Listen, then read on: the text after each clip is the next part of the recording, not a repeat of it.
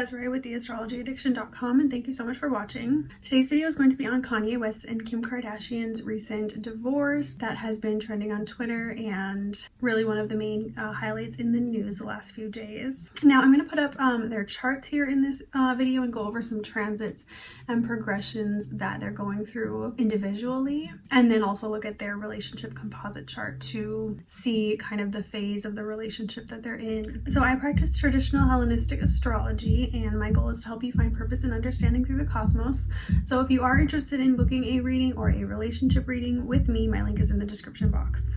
Please also leave any comments or feedback below for me.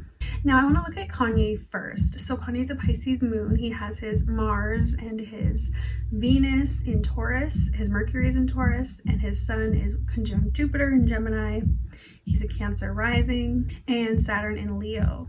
So his moon's at 16 Pisces, which anyone that has any Pisces placements, you know that you're getting this heavy Neptune transit for quite a long period of time. For him, Neptune is actually only 4 degrees away from his moon. So I think right now he is emotionally going through maybe a new spiritual rebirth, or even wanting to maybe escape reality in some way. I think we can see that by him moving and, you know, living in Wyoming alone, and some of the more delusional types of behavior that we have seen from Kanye over the last year. Now today, January 6th, we have Mars ingressing into Taurus, which is a very big transit collectively, and especially for him because it is leaving his 10th house where his public image and his midhaven is. And whenever you have, you know, a Mars transit on your midhaven, your career life, your public image is going to be affected, and usually in a negative way, because Mars is more of a malefic planet. So it can be cutting something out, you know, taking you maybe into a new career, or even demoting you, like from a promotion or from a peak position in your career. Mars can really just kind of set you back in that and have some maybe aggressive or uncomfortable changes in your career life. Now that Mars is entering Taurus and he's having his Mars return because his natal Mars is 1 degree Taurus, that's something that's very important because his Venus is there as well, which is his romantic side, his love life. And he's someone that has this very aggressive, kind of controlling, stubborn tendency to him with all of those Taurus placements and Venus conjunct Mars. So that's really being activated right now. He's wanting to be on an individualistic path. He is maybe even having some self-destructive kind of tendencies that are occurring. And right now, Mars in Taurus is approaching this conjunction to Uranus and a square to Saturn in Aquarius, which is his 8th house. So he's having some possible difficulties with negotiations and contracts maybe that he has with other people's money. So that's typical in marriage. You know, you share resources, you merge your income. So there's some kind of explosive or unpredictable and uncertain outcome that he's being faced with. And it's definitely a shock to his love life in some way.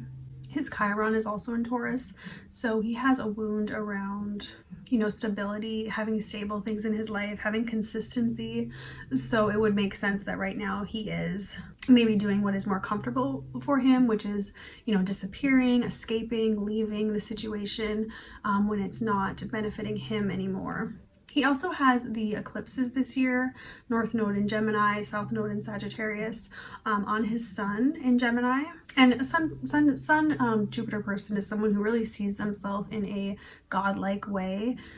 Jupiter was in the myth like Zeus, so he kind of sees himself as indestructible and someone who really commands like a godly presence. So he's kind of having some realizations about himself now, that maybe he is becoming more self-confident in a new way and seeing himself in a new light. That could be the positive aspect of it, but negatively it can be, you know, he is maybe seeing himself for who he is, like seeing the unseen. There are unseen things coming to light, hidden things coming to light, you know, things under the surface being really shown to him in a new way. Now, Kanye's progressed moon is in Libra, coming to conjoin his natal Pluto in the 4th house. So there is something around his home life that is bringing in some unconscious fear or something that he feels needs changing. When your moon is progressed in Libra, you do typically lean more towards peace and harmony and, balance in your relationships, but also judgment. You want things to be fair. So if you maybe feel like things haven't been fair or haven't been negotiated properly in your relationships or your home life, you can really want to explode and change those, especially with the progressed moon coming to conjoin his natal Pluto in the 4th house. Now for Kim, she has Mars entering her 6th house. It's leaving behind that 5th house, where I think 2020 for her was a year of really challenging things for her with her children. She was probably having lots of arguments and fights, probably with Kanye, about child raising and different things regarding children and romance. There's probably a lack or a bit of frustrations and even disagreements romantically or sexually, a lot of built up to sexual frustration and possibly even some new romantic partners. When you have Mars in your 5th house, it's usually like a heightened sexuality, so she could have maybe had encounters or just a heightened level of like frustration there from maybe not getting those needs met.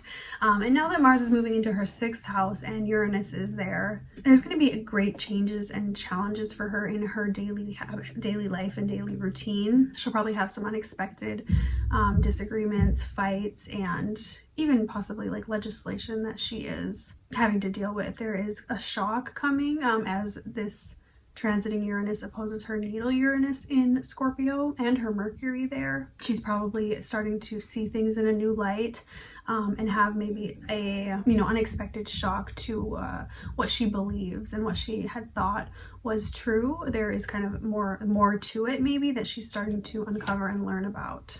Now, Kim has her progressed moon in the 10th house, conjunct her midheaven in Virgo. So she is definitely emotionally invested into her public image. She doesn't want anything to shake that or change that. She wants to still be seen publicly in a very particular certain way. And, she has this real tie to her public image. So I think she's going to fight and do whatever she can to try and keep that intact throughout all of this. But there are real explosive, emotional and romantic things going on for her because her Venus is there at the midheaven as well. Now, her moon is in Pisces as well, but her moon has not really yet been affected as much by Neptune in Pisces because her moon's at 28 degrees and the transiting Neptune is only at 18. So I think she's still seeing things pretty clear and being able to make decisive decisions emotionally. I don't think she is going into that like escapism kind of tendencies that some Pisces moons might go to. And I do think she is, seeing things a lot more clear now that Uranus is in this opposition to her natal Mercury. There is definitely real clarity about how she wants to proceed forward. Now, looking at their composite chart, they have the natal Uranus in Scorpio opposite to this transiting Uranus here in Taurus. So that can be very shocking, something financially happened or is starting to take place between their own resources and between shared resources together. There can be some insecurity going on or new unexpected changes that definitely shake the foundation of their partnership. We also have Saturn and Jupiter entering Aquarius, which is their 5th house. So there are some new boundaries and structures around children that they are starting to implement. And this could have been really building up over 2020 while we had the Saturn, Jupiter, Pluto conjunction going on in their 4th house of Capricorn. There was some real tense power struggles and maybe issues with money or with their resources and their home, in their home life in some way. And now proceeding forward, this is something that will affect their area of children for quite some time, and they're going to have to really be balanced in that. Saturn and Jupiter is something that definitely brings in, new restrictions, but also optimism and hope. So I think they're probably hoping to work together and raise the children in a, more peaceful environment and try to keep them out of the tension But Jupiter is approaching this opposition to the natal Jupiter in Libra, and that is something where they're learning a lot from each other and they are growing together. And while, you know, it can be uncomfortable and painful, there is more still that they have to learn from each other and from this partnership. And there can definitely be some explosive arguments and disagreements down the line, as well as Jupiter opposes Mercury. I think Kanye or Kim, one of them, will probably come out here within the year, of course within 2021, and speak on this and definitely, you know, shed some more light on this for us. So I hope you guys enjoyed this quick mini relationship reading on Kim and Kanye's divorce and their relationship chart. If you are interested in booking a reading with me, my link is in the description box, or if you have any questions or comments, please leave them below. Thanks again for watching. Have a great day. Bye. Should've been there, but I